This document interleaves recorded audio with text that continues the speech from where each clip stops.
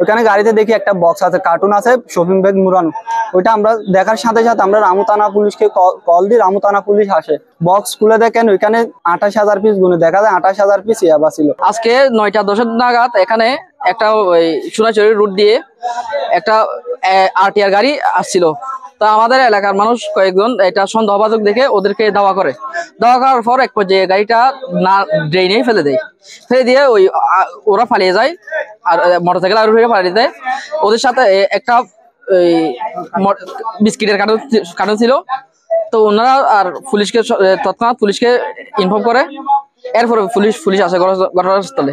একটা ফোর্স আসার পর এখানে আমাদের সামনে এটা ওপেন করার পর এখানে 28,000 পিস আবার জব্দ হয়। কিছুক্ষণ আগে 9টা 10 থেকে 15-র দিকে এখানে আমরা কয়েকজন বসেছিলাম। এখানে বসে থাকার পর মানে এদিক দিয়ে একটা গাড়ি শোনাইছে, থেকে একটা গাড়ি আসে, আরটিআর গাড়ি নীল কালারের। তো ওরা এখানে পথচারীদের সন্দেহ হলে এখানে এসে অতর্কিত অবস্থায় পড়ে যায়, যার কারণে পথচারীদের আমরা এখানে বসে আমাদের সন্দেহ।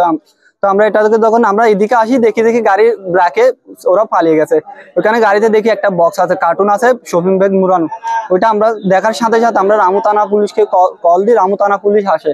রামু থানা পুলিশের উচিত তদন্ত পরিষ্কার সহ আরো অনেকে আসেন এবং এখানে আমাদের জনসম্মুখে বক্স খুলে দেখেন ওইখানে 28,000 পিস গুনে দেখা যায় 28,000 পিস ইয়াবা ছিল।